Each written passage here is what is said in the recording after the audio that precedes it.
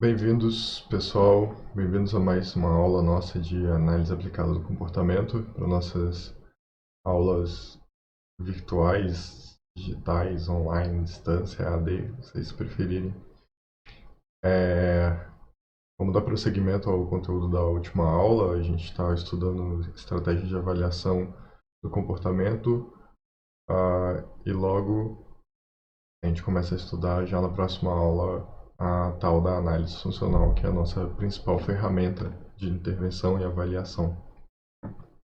Antes de a gente começar, vamos fazer uma breve revisão do que a gente viu até agora, de maneira bem sucinta mesmo. A gente começou o ano estudando o que é a análise aplicada do comportamento. Lembrando que a análise aplicada, então, é um esforço de uma comunidade científica para produzir tecnologias comportamentais, né, voltadas à mudança de comportamentos socialmente relevantes. Então, o objetivo do analista aplicado é investigar e desenvolver estratégias para lidar, estratégias eficazes, confiáveis, eficientes, para lidar com comportamentos que sejam socialmente relevantes. Aqui, então, fica clara a distinção com a análise experimental, que não tem uma preocupação imediata com impacto social que aquilo vai produzir, o impacto precisa ser primeiramente científico. Depois a gente começou a estudar as dimensões da análise aplicada. São 7 dimensões, não vou revisar elas aqui, mas é importante lembrar que essas dimensões são características que toda intervenção ou toda pesquisa na análise aplicada deve atingir a melhor avaliação em todas elas. Então, elas não são mutuamente exclusivas. A ideia é que a sua intervenção seja bem avaliada em todas essas dimensões.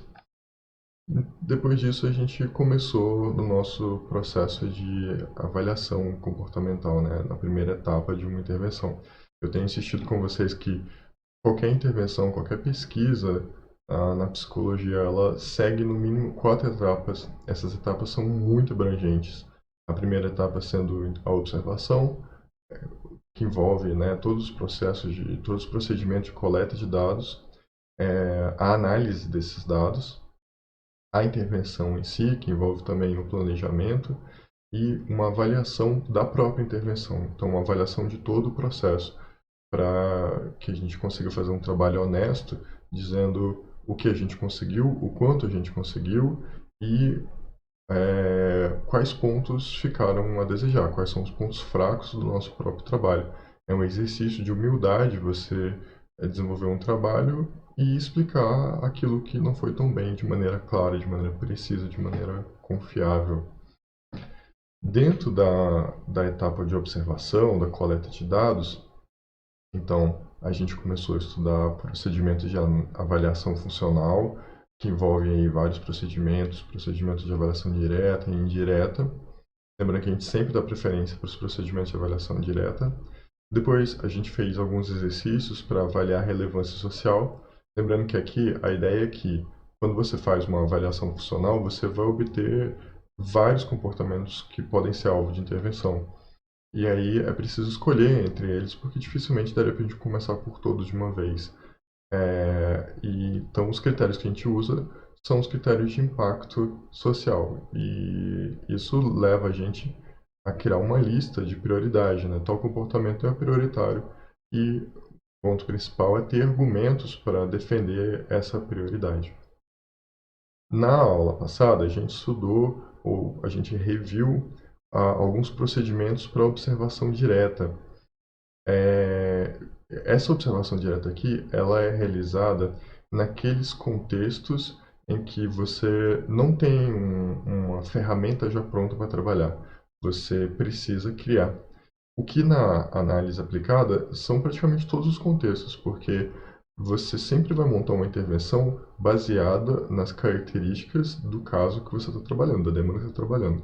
Então, mesmo que eu trabalhe com crianças com autismo, por assim dizer, que é um quadro com características específicas, a intervenção que eu planejo para uma criança pode não servir nada para outra. E ao invés de correr o risco de fazer essa generalização indevida, é mais interessante eu montar uma intervenção para cada situação.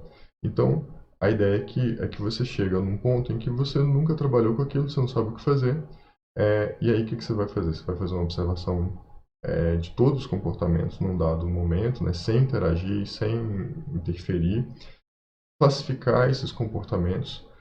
Todos os comportamentos é exagero meu. Você vai dar uma olhada principalmente nos comportamentos que passaram pela primeira etapa de avaliação, né? O foco vai ficar neles. E aí, depois disso, é, dá uma observada, uma registrada, né, nos períodos que o comportamento acontece, para que se possa criar classes de resposta, né, classes de comportamento, os quais vão ser medidos, né, para a gente fazer uma linha de base. E o objetivo da aula de hoje é entender como que a gente mede comportamento, ou melhor, como que a gente seleciona medidas para fazer esse registro anterior à intervenção, que é o que a gente chama de linha de base. Como de costume, o que a gente vai passar aqui são, né, as referências dessa aula. Eu passei para vocês como referência principal o capítulo 10 do Análise do Comportamento Aplicado ao Transtorno do Espectro Autista. O livro inteiro é excelente, a gente vai usar bastante capítulos deles durante essa disciplina, mas como referência para essa aula em específico. Só lembrando que o capítulo tem foco, como o próprio título diz, em TEA, mas a gente está pensando em usar ele só como material básico para estender o que ele mostra ali, para generalizar o que ele está ensinando a gente para outros contextos também. Ou seja, o que a gente vai estudar na aula de hoje não se aplica exclusivamente ao transtorno do espectro autista. A gente pode generalizar com, né, as devidas adaptações para outras situações em que a gente fosse fazer uma intervenção comportamental, uma intervenção aplicada. Eu também usei como referência para essa aula o capítulo 4, esqueci de colocar aqui, mas é o capítulo 4 do Applied Behavior Analysis, do Cooper, Heron e Hayward. Esse é bom colocar a imagem do livro aqui, é o famoso livro branco da análise do comportamento aplicada, né? Vamos dizer assim, um principal manual de análise aplicada, que é usado como referência principal para todos os cursos de análise do comportamento aplicado, tudo básico que for necessário tem nesse livro. Infelizmente, a gente ainda não tem uma tradução dele para o português, mas para quem está lendo inglês e para quem está começando a ler inglês, a leitura é muito fácil. Isso é uma característica importante dos livros de análise aplicada, né? Principalmente porque está a ver com aquela dimensão tecnológica. O texto tem que ser claro. Então não é aquela leitura difícil, confusa, intricada que você não vai entender. O livro é muito claro, muito bom. A única ressalva que eu vou fazer é que essa edição está antiga para a gente já. Lembrando que conhecimento científico a cada 5 anos ele já começa a ser questionável. Então, um texto de 2007 já está ficando atrasado para a gente, mas saiu uma edição dele ano passado, 2019. Eu não sei se foi lançado ano passado ou esse ano, que é a terceira edição, que eu não tenho ainda, então eu não estou usando ela. Outra coisa que eu preciso ressaltar é que, então, tudo que a gente for ver nos próximos slides, nessa aula, não é criação minha, eu baseei exclusivamente nesses dois materiais. O que tiver de meu aí são só exemplos, então tudo que vocês virem em referência desses dois livros, eu estou avisando com antecedência para não ficar tendo que citar parte por parte, tópico por tópico. Então, tudo que tem aí não é meu, a gente tem que dar o crédito para os autores que eu estou baseando.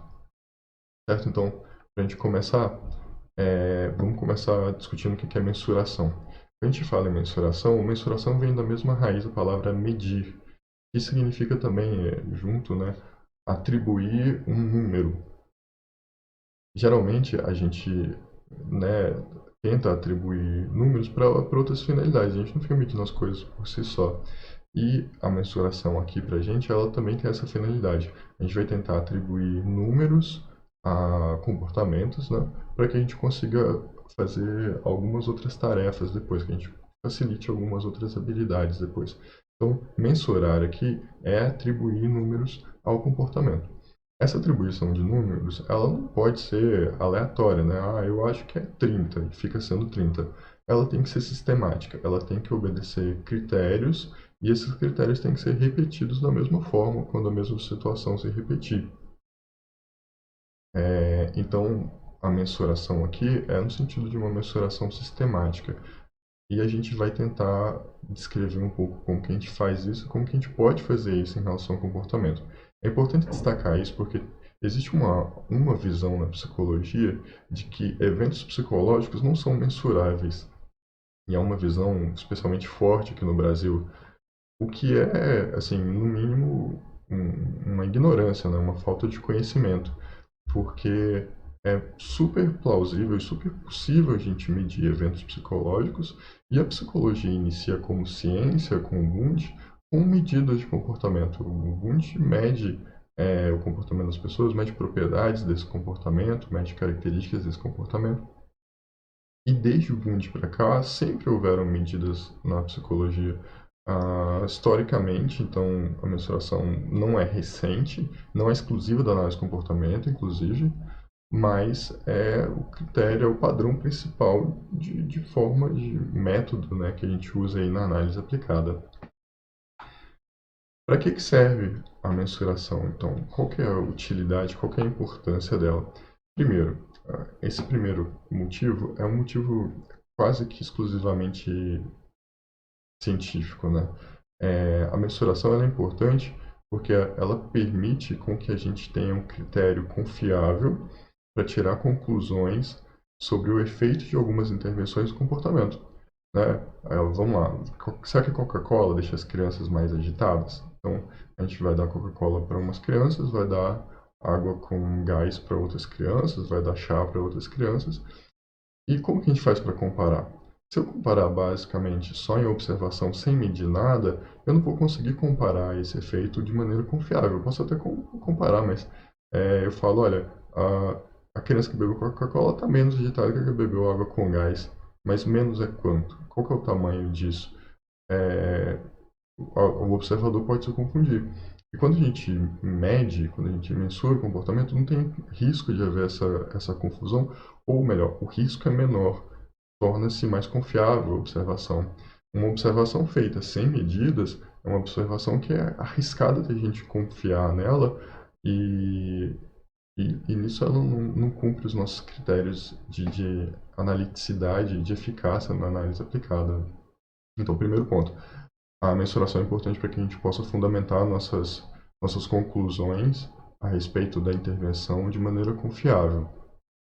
Segundo, se eu não fizer uma mensuração, eu posso acabar ocorrendo em dois erros. O primeiro erro é que eu posso continuar com aquela intervenção supondo, né, sem medir, que ela está tendo efeito, enquanto ela não está tendo efeito nenhum, né? Será que gargarejo, vamos falar de coisa que está acontecendo hoje em dia, será que gargarejo faz bem, previne, ajuda a combater infecção viral de vírus igual o coronavírus, como a gente tem ouvido falar por aí?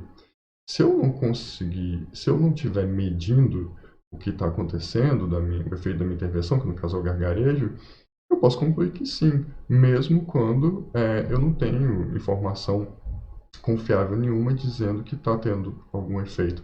Será que só escuta e acolhimento melhora sintomas de depressão no cliente? Se eu não estiver medindo o efeito dessa intervenção, se eu não estiver medindo a mudança no comportamento dele, eu posso concluir que sim, que o meu trabalho ali está sendo super efetivo, enquanto na verdade eu estou sendo iludido por causa disso.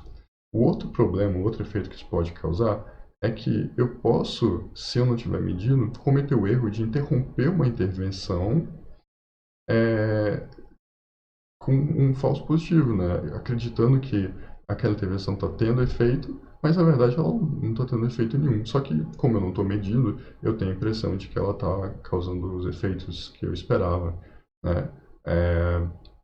No exemplo anterior, eu posso interromper o acolhimento, a escuta e o acolhimento de um cliente que está com depressão, porque eu tenho a impressão de que a mudança não está acontecendo, enquanto se eu tivesse medindo, eu teria visto que essa mudança ela acontece Mas ela acontece pouco. E aí, como eu não mensuro, eu tenho a impressão que não está tendo mudança nenhuma.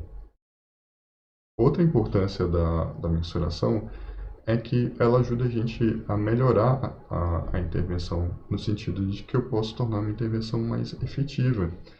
Eu posso, a partir dos dados, a partir dos números que eu estou vendo, tentar aprimorar a minha intervenção de certa maneira, que não seria possível se eu não estivesse mensurando, se eu não estivesse acompanhando. Mensuração também é super importante para algo que eu venho chamando a atenção de vocês, que é intervenções baseadas em evidências. Tem se tornado uma prática cada vez mais comum no resto do mundo e aqui no Brasil também, que o governo, os pais e instituições privadas, principalmente planos de saúde, só paguem profissionais que possam demonstrar que a intervenção realizada tem evidências sobre sua eficácia. Ou seja, se você tem uma intervenção, vamos lá, abraçar árvore, estou chutando aqui nada contra quem abraça árvore, e não tem evidência nenhuma de que abraçar árvore funciona, várias instituições, como o governo e tal, simplesmente não vão pagar por esse tipo de serviço, né? Até pais mesmo, pessoas, né? Não vão pagar. E não é que abraçar árvore não seja eficiente, não é que não funcione. Pode funcionar. O negócio é que não tem evidência nenhuma provando ou mostrando que funciona. Então, é, mensuração é importantíssimo para a gente conseguir produzir evidências a respeito da efetividade, a respeito da eficácia e generalidade de uma intervenção. E se a intervenção não tem mensuração, não tem como produzir evidências confiáveis a respeito da eficácia dessa intervenção. Uma outra forma da gente perceber a importância da mensuração é detectar intervenções baseadas em pseudociência. Ou seja, aqueles esforços de intervenção que não tem nada a ver com ciência, que não tem fundamentação nenhuma. O SUS aprova o uso de várias terapias complementares, não lembro direito como chama, mas é uma coisa assim. E a maioria delas não há evidências sobre a sua eficácia. Algumas delas há evidências de que não são eficazes e outras não têm evidência de que são nem que não são. Mas a gente só consegue tomar essa decisão quando há mensuração, quando há pesquisa de qualidade com medidas objetivas em relação a isso.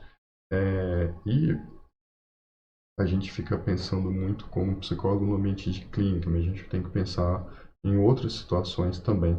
Por exemplo, você interna um parente seu, do qual você é tutor, com Alzheimer. Ele vai para um asilo e o psicólogo de lá, ele vai com assim, sintomas graves, risco de colocar a própria vida em risco e tal.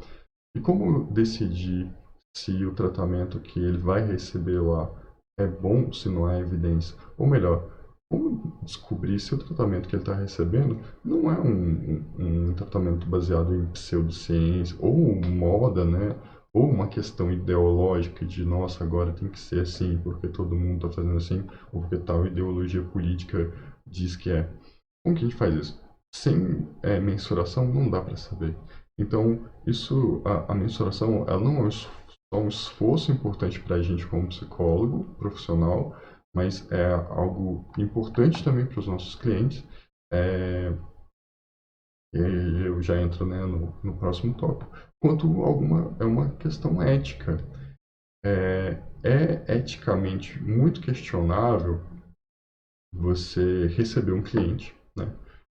E aí, o seu cliente tem crise de depressão, vamos pegar o exemplo que a gente já está usando, e você fala assim, olha, vamos fazer um tratamento aqui, coisa e tal. A maioria das pessoas, elas não se perguntam, principalmente na clínica, se o tratamento, se a intervenção que você está sugerindo, ela é baseada em evidência, ou se ela tem alguma evidência confiável ao seu favor, né?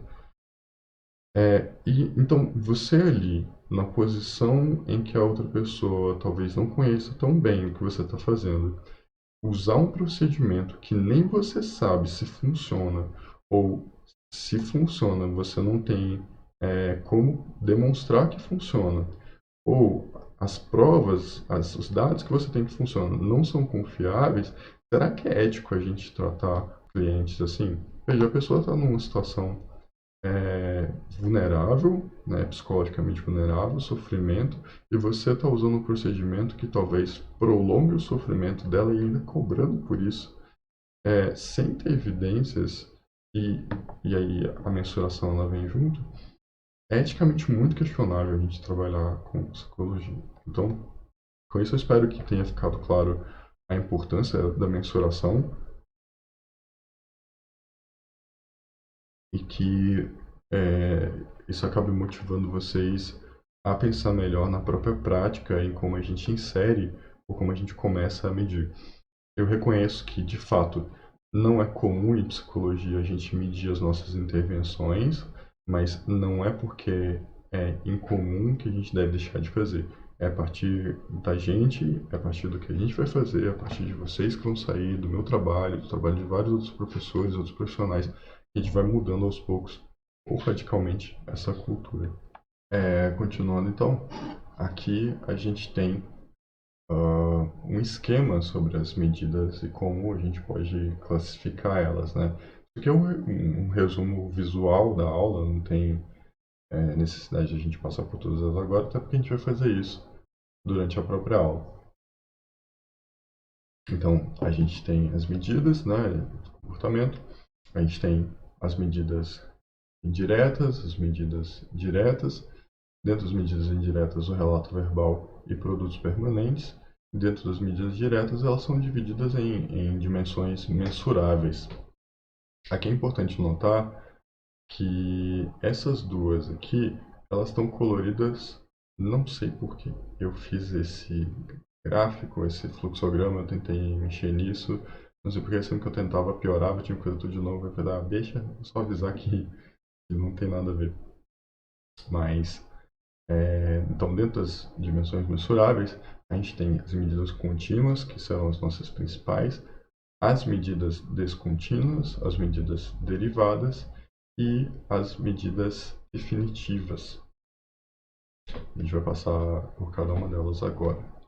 Então, começando pelas medidas indiretas, a gente tem como medida indireta o relato verbal. O relato verbal sobre um comportamento não é o próprio comportamento verbal. É quando eu falo sobre algum outro comportamento e eu uso essa fala, esse discurso, essa narrativa como medida. Ela é uma medida indireta, porque você não está observando diretamente aquilo que te interessa, que é o comportamento em si, mas o que alguém está dizendo sobre ele, né? Esse tipo de medida tem todos os problemas que a gente já viu sobre a estratégia de avaliação indireta. Apesar de ser mais fácil, mais prático, vamos dizer assim, ela é muito pouco confiável mesmo, por vários motivos. Às vezes a pessoa não sabe sobre o que ela está falando, às vezes ela não quer dizer, às vezes ela tem intenção de mentir, às vezes é, ela não se lembra, ou não quer se lembrar, ou não pode lembrar. Às vezes, ela tem pouca informação a respeito daquilo. Então, por isso e alguns outros motivos, medidas indiretas, elas são bem duvidosas. Outro tipo de medida indireta é o que a gente chama de produto permanente do comportamento. Os produtos permanentes são ah, coisas que acontecem no ambiente físico decorrentemente de uma ação, né, de um comportamento qualquer. Então, por exemplo, um tipo de produto permanente que a gente poderia usar como medida é a quantidade de lixo jogado no chão. Né? Vamos pensar aí na psicologia ambiental e prevenção de comportamentos prejudiciais ao meio ambiente. Ao invés de a gente medir a frequência com que as pessoas jogam lixo no chão, a gente vai lá e cata os lixos ah, e calcula quantos foram descartados naquele período de tempo. Então, o lixo jogado no chão e não na lixeira pode ser considerado um tipo de produto permanente do comportamento. Outro tipo de produto permanente, por exemplo, é você ver as lesões numa criança após comportamento de autolesão, né? A criança se arranha, se morde, se machuca, e ao invés de você medir diretamente ou arranhar, ou morder-se, ou machucar-se, você observa as lesões que ficam no braço, no corpo dela, depois do do resultado. Então, produtos permanentes são eventos que são produzidos ou resultantes do comportamento, que não são o próprio comportamento, e que ficam ali no ambiente físico. Em relação às medidas diretas contínuas, a gente tem aqui contagem. Contagem talvez seja a principal medida direta, medida contínua. Por que a gente pode classificar como contínuo? Porque durante uma sessão de observação, você não interrompe a medida. Tem a ver com as estratégias de observação, estratégias contínuas. Então, essas medidas elas são apropriadas para situações em que você não interrompe a mensuração, né?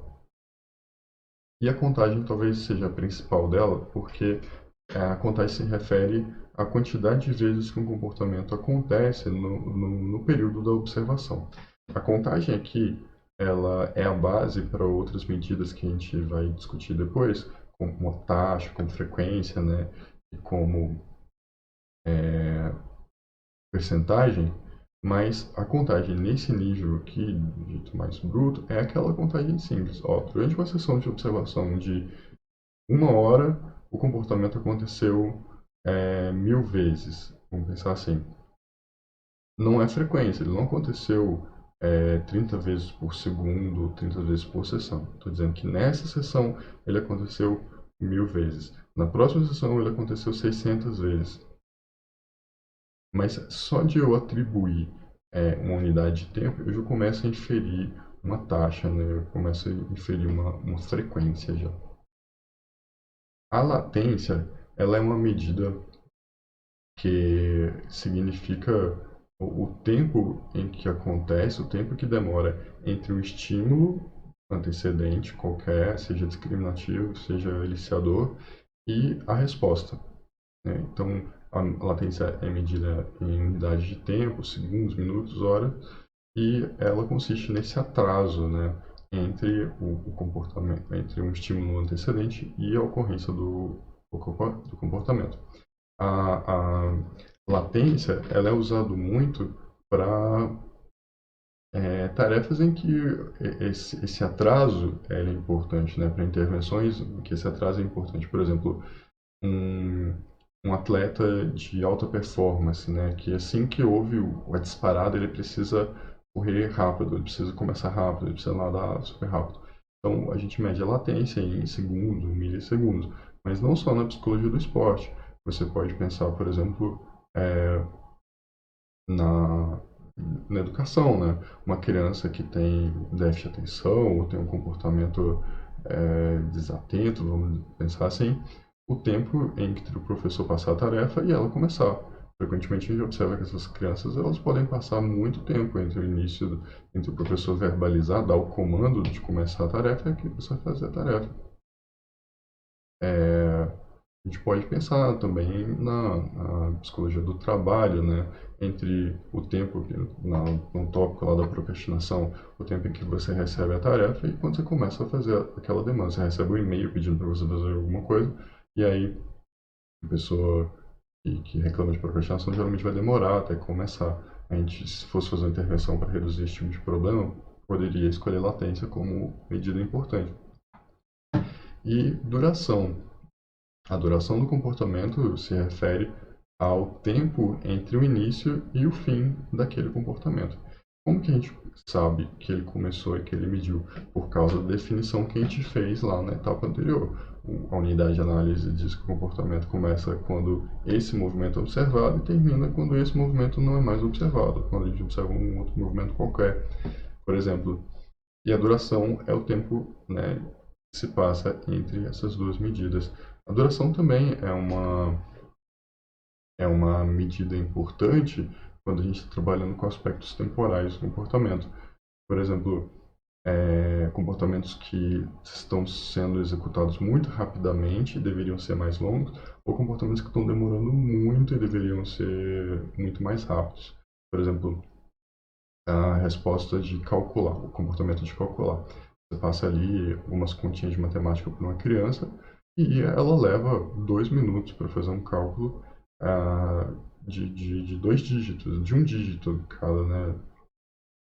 A gente pode pensar numa estratégia, então, para reduzir a duração desse comportamento, acelerar o tempo que ela gasta calculando. Ou comportamentos que estão acontecendo rápido demais, né? A criança, vamos pensar no adulto, um exemplo de adulto, um adulto que começa um comportamento e termina muito, muito rápido. Psicologia do esporte, eu estou pensando aqui em natação, quanto tempo você consegue ficar de fôlego, né? Prender o fôlego debaixo d'água?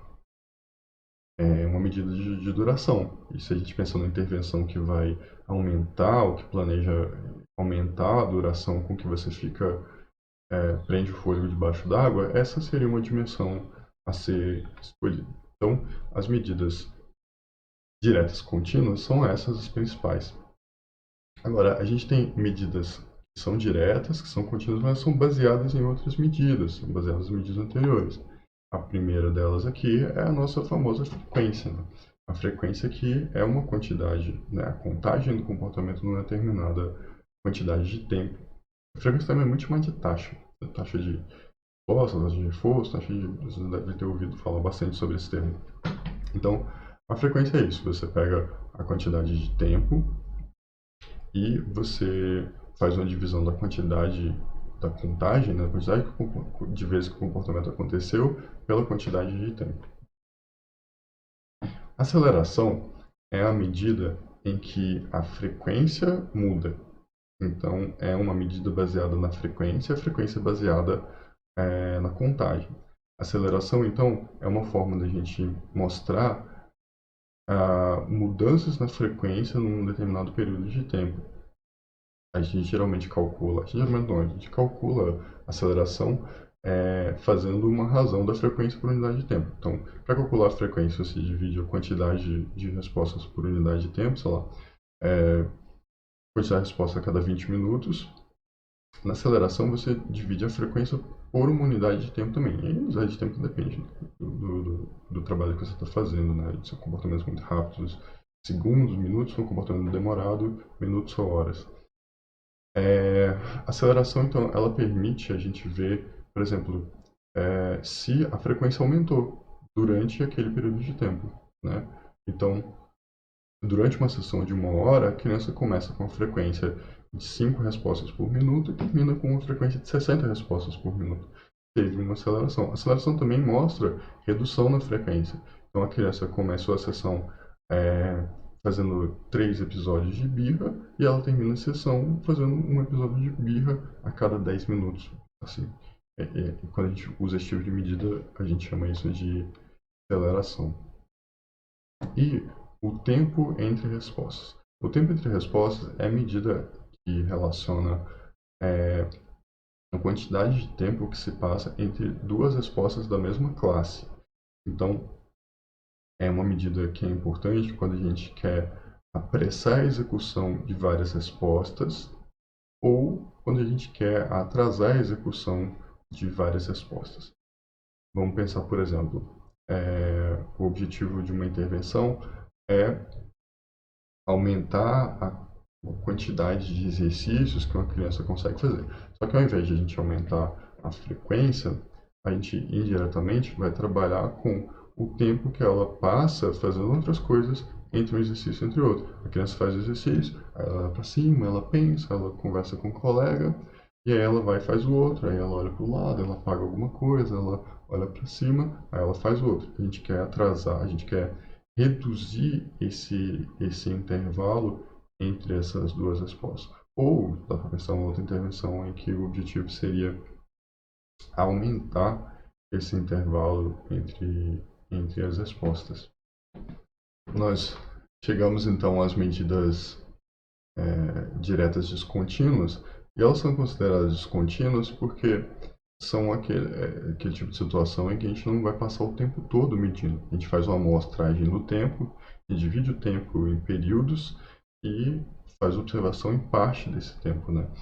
Elas são mais interessantes, todas elas, para situações em que a gente vai ficar muito tempo observando e seria inviável fazer uma observação durante o tempo todo sem interromper a observação. Então, elas são descontínuas nesse sentido, que a gente não passa o tempo todo observando, a gente vai passar alguma parte desse tempo observando. Não é aleatório, né? A gente tem que ter algum critério para fazer essa amostragem do tempo. Elas são três, as duas principais são o registro de intervalo total e o registro de intervalo parcial. A diferença entre elas é bem fácil de pegar. No registro de intervalo total, a gente separa ou divide em unidades de tempo. Imagina então que a gente vai fazer aí uma sessão de observação de 1 hora, né? E a gente vai observar a ocorrência de comportamento a cada 5 minutos. Então, de 5 em 5 minutos, eu observo esse comportamento. Eu tenho lá, não é que eu paro de observar, eu tenho lá um registro de 5 primeiros, 5 segundos, 5 terceiros, 5 quartos. E aí, no registro de intervalo total, eu só registro que o comportamento aconteceu se durante o intervalo que eu estiver observando os 5 minutos, ele perdurar durante todo o intervalo. Então, o comportamento começou assim que eu comecei a observação. Ele durou 5 minutos, eu conto. Aconteceu uma vez. Ele durou 4 minutos e 59 segundos, eu não conto. Então, ele tem que durar o período inteiro que está sendo observado para eu registrar. No registro de intervalo parcial, eu registro se ele tiver acontecido o tempo inteiro ou não. Começou da metade do período de 5 minutos até o final, eu conto. Começou da metade. Então, ele não precisa estar o tempo todo acontecendo durante todo o intervalo que eu estabeleci para que eu possa registrar. Esse tipo de medida total, ela é utilizada em comportamentos que acontecem com muita frequência, ou melhor, com uma duração muito longa, né? Se a gente fosse fazer aí uma pessoa que tem um sono muito curto, ela acorda várias vezes durante a noite. O registro de intervalo total poderia ser utilizado. A gente cria intervalo aí de 1 em 1 hora e a gente conta que o comportamento de dormir aconteceu se a pessoa passar 1 hora inteira engajada nesse comportamento. Ou de meia em meia hora, se ela passar meia hora inteira. O registro de intervalo parcial ele é mais interessante para comportamentos que acontecem com muita frequência. E a gente tem que observar esse comportamento durante um período muito prolongado de tempo. Então, eu consigo observar a ocorrência dele, mesmo tendo fracionado esse tempo, criado amostras esse tempo. A amostra temporal momentânea, ela é um outro tipo de registro que é muito utilizado quando a gente faz observações muito prolongadas, né? Funciona assim, você divide o intervalo de tempo.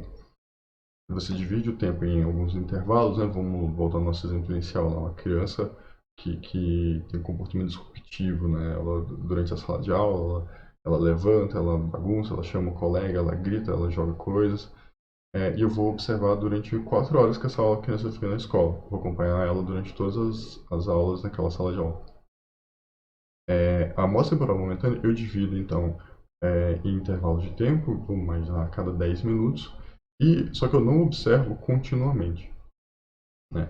Eu, a cada 10 minutos, eu olho para essa criança, se durante o momento que eu olhei, ela estiver exibindo o comportamento que eu preciso medir, eu marco. Se ela não estiver exibindo, eu não vou marcar. E aí eu passo mais 10 minutos, que foi o que eu combinei para minha pesquisa, olho de novo. Se eu exibir, se ela está fazendo o comportamento, eu marco. Se ela não está fazendo, eu não marco. Então, ela pode ter até começado o comportamento antes, mas ela tem que estar engajada naquele comportamento, tem que estar fazendo aquilo exatamente no momento que eu olho, e assim eu passo. De novo, é uma medida que é muito interessante para a gente usar também quando a gente está lidando com comportamentos que acontecem muitas vezes em períodos de tempo muito prolongado, né?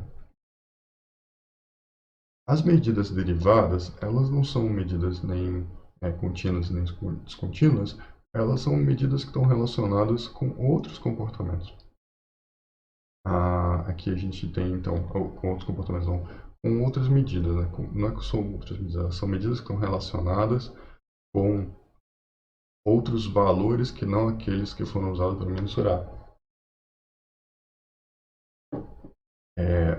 Aqui a primeira percentagem, muito simples de entender, você divide a quantidade total, você cria uma razão, né? E aí divide essa razão, multiplica essa razão por 100, quantidade de vezes, por unidade de tempo, multiplicado por 100, você tem uma percentagem desse total de tempo, a pessoa passou 37% fazendo tais comportamentos. Ou do total de comportamentos que ela exibiu, 46% foi X comportamento.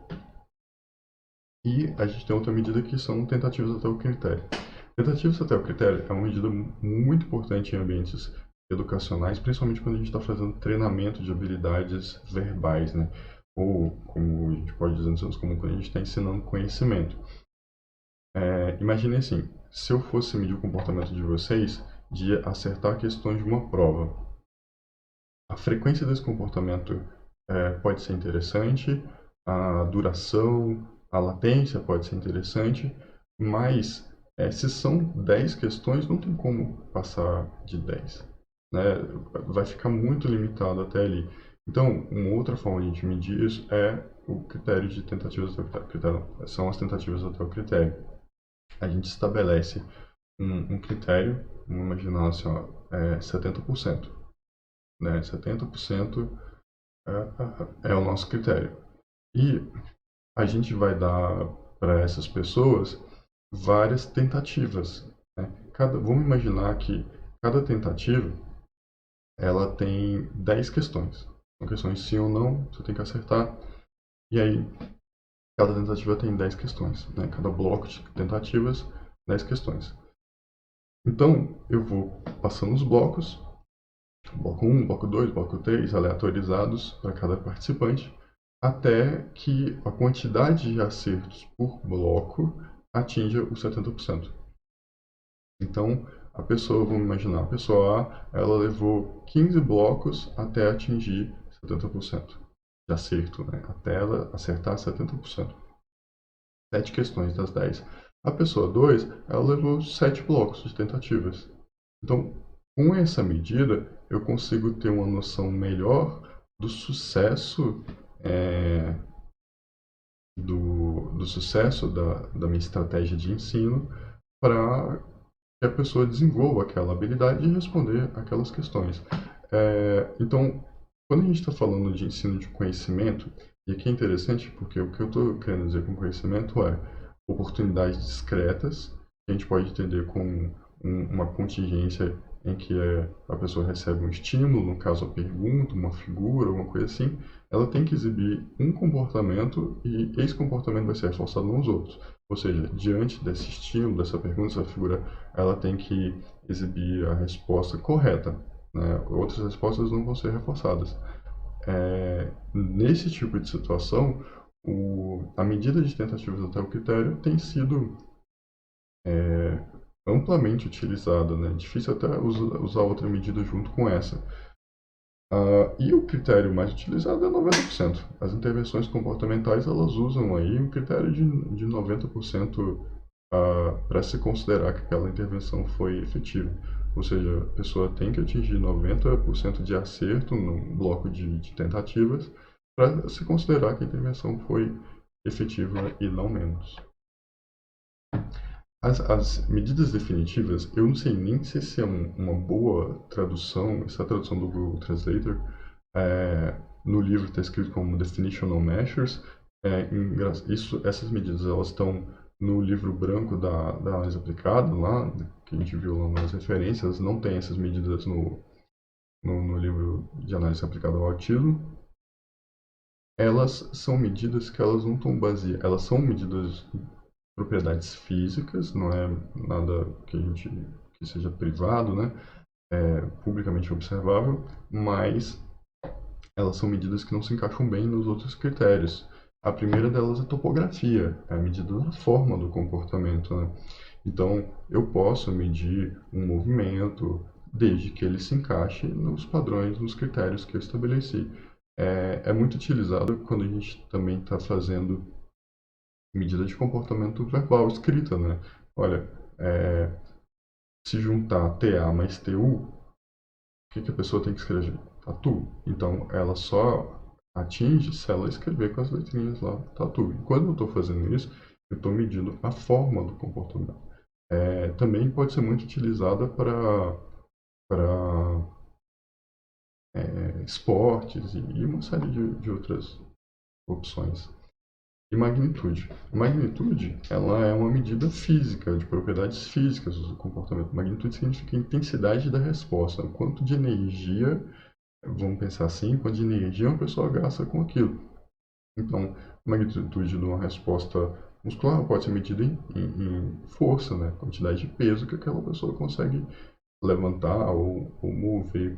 A magnitude do comportamento verbal vocal, ela pode ser medida em decibéis, né? O quanto alto ou quão baixo a pessoa fala. A magnitude do comportamento escrito, ela pode ser medida também usando a força, né?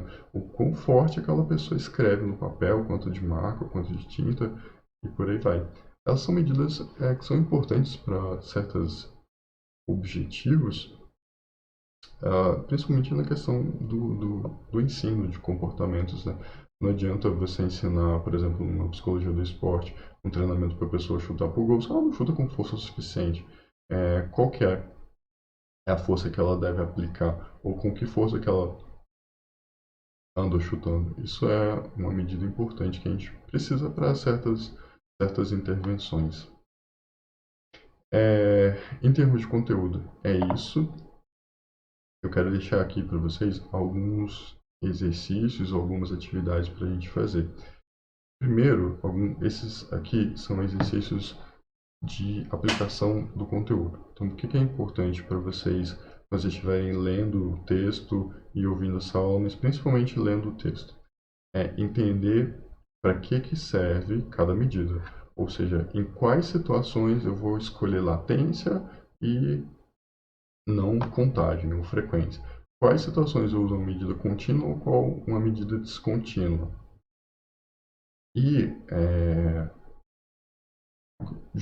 principalmente justificar qual dessas medidas. Então a gente vai fazer o seguinte: eu vou passar aqui cada exercício, aqui são poucos.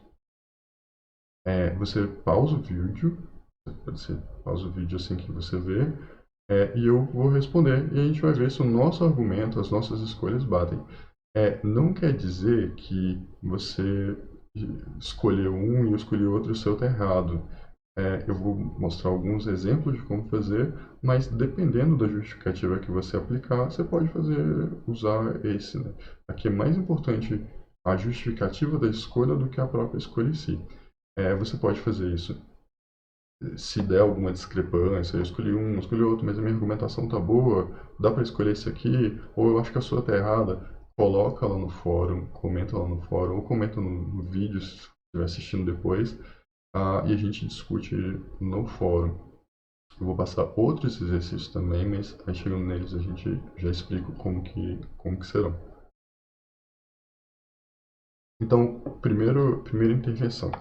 Essa é uma intervenção e o objetivo dela é aumentar o engajamento em tarefas de leitura de alunos em uma sala de aula do ensino fundamental. Então, a gente está falando aí de uma sala de aula, tem várias crianças, a gente precisa medir o comportamento de todas elas, vamos chutar umas 20, durante toda a aula de leitura. Quais medidas a gente utilizaria e por quê? Enfim, dá para escolher aqui várias medidas mesmo. Eu começaria escolhendo a duração, porque a gente está falando de engajamento. Engajamento é quanto tempo a pessoa fica naquilo, né? Qual que é o seu engajamento para ficar mexendo com o celular, vendo o Instagram o dia inteiro? É bastante tempo. Então, dá para a gente usar aí uma medida de duração, né? Para ver quanto tempo essas crianças estão passando fazendo leitura. Depois a gente conseguir ver quanto tempo elas passaram a fazer depois da intervenção. E eu utilizaria uma medida descontínua. Aqui, como não é tanto tempo assim, dá para usar a medida de tempo parcial, né, para fazer. Mas dá para argumentar em relação às outras também. Vamos para a próxima. O segundo exercício, reduzir o comportamento da classe desafiar a professora a um aluno do ensino fundamental. Imagina uma criança aí que foi diagnosticada com TOD, né, transtorno opositor desafiante, ela tem vários comportamentos disruptivos agressivos. Aqui a gente está se referindo a desafiar verbalmente.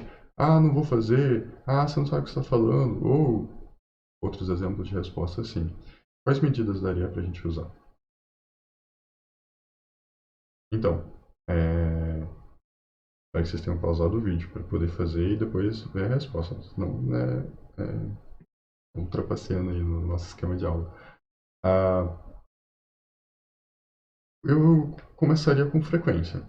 Né? Acho que a primeira medida que a gente podia utilizar aqui é a frequência. A frequência de vezes que ele usa, que ele exibe esse comportamento em uma sala de aula. Se for com uma professora específica, vamos imaginar que é no Fundamental 2, que as crianças têm cada aula com um professor, daria para a gente usar é, medida contínua mesmo, né, durante a aula inteira com aquela professora. Agora, se esse comportamento é generalizado, ele acontece com vários professores, então a gente precisaria de uma medida descontínua. Eu registraria o tempo, o intervalo total, medida de intervalo total, ou o parcial. O próximo é iniciar rapidamente o preparo de prato após receber o pedido. O chefe de cozinha no restaurante. Então, imagina o chefe de restaurante, recebe o pedido, só que no nosso caso, esse funcionário, a gente estava falando de psicologia organizacional, ele está demorando muito, ele recebe o pedido e ele está fazendo outras coisas, ele não começa a fazer aquele pedido na hora que ele recebe. Quais medidas a gente utilizaria para mensurar o comportamento dele de preparar um prato após receber um pedido? Então, eu acho que aqui a latência é a principal medida que a gente utilizaria, né? Se ele está demorando, se ele está atrasando muito, isso é latência. E se a intervenção quer diminuir a latência, quer reduzir essa latência, a gente pode usar a latência do comportamento entre a ordem ser colocado no sistema, né, da cozinha e ele começar como medida da nossa intervenção antes, durante e após a intervenção. Como, né, vamos imaginar que é um período aí, um restaurante fica aberto umas 4, 6 horas, com a cozinha funcionando, seria um período de tempo muito grande para a gente medir ele continuamente. A gente precisaria fazer amostras de tempo. E aí eu recomendaria a gente utilizar aí a amostra temporal momentânea não serviria, o registro de intervalo total ou registro de intervalo parcial. A gente cria os intervalos e observa se o comportamento está acontecendo. Apesar de que, eu acho que nesse caso, a medida de intervalo total não ia ser interessante. A gente precisaria fazer uma observação descontínua, mas nos intervalos de tempo, né, de 1 hora cada meia hora, 40 horas a cada 2 horas, um registro de latência mesmo. No quarto exercício, na quarta situação, dizer que está sentindo mais vezes em um cliente de psicoterapia. E aí, quais medidas a gente utilizaria para avaliar isso? Então, um cliente que está em psicoterapia e ele aparentemente fala o que ele está sentindo muito pouco, e a gente precisa que esse cliente comece a expor seus sentimentos mais, né? Verbalizar, descrever seus sentimentos mais. Pausa o vídeo para você escolher as medidas. Depois que tiver escolhido, justificado, pausa o vídeo. Se a gente está falando em que ele está sentindo mais vezes, daria para a gente usar aqui frequência, de novo, né? A gente conta quantas vezes, divide essa quantidade de vezes por sessão e começa trabalhando nessa quantidade. Para uma intervenção posterior, daria para a gente trocar, né? Se mudar seu objetivo da intervenção, é um cliente que fala, já está falando algumas vezes, mas ele fala muito rápido. Como é que você está sentindo? Ah, tô bem. Daria para a gente escolher aí duração, né? Olha, ele fala por pouco tempo sobre o que ele está sentindo. Nosso objetivo agora é fazer com que esse cliente fale mais tempo sobre si, né? Ele passa o tempo todo falando sobre os outros, mas quando eu lhe pergunto como ele sente, ele responde com uma palavra. Então a gente, né, começa a medir não a quantidade de vezes, mas a duração. Dependendo do caso, a gente podia até usar, não esse exercício aqui, pensando, né, numa outra situação, a latência também, né? A gente pergunta como está se sentindo, fica calado, ele fica conversando, conversando, conversando, conversando, aí depois ele fala o que ele está sentindo. Ou seja, está tendo um atraso entre a pergunta e a resposta. E, então, se essa fosse uma questão importante para a intervenção, a latência seria uma medida importante. Espero que vocês tenham tido sucesso nos exercícios.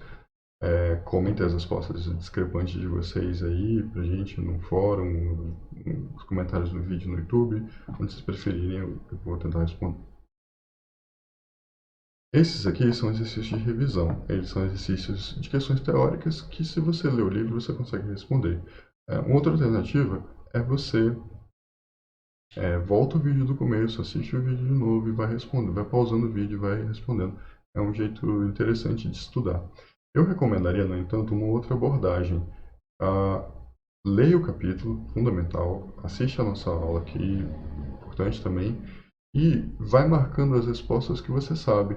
E responde, ou marcando assim, risca a pergunta que você já sabe a resposta e para pensar e responder só aquelas que você não responde.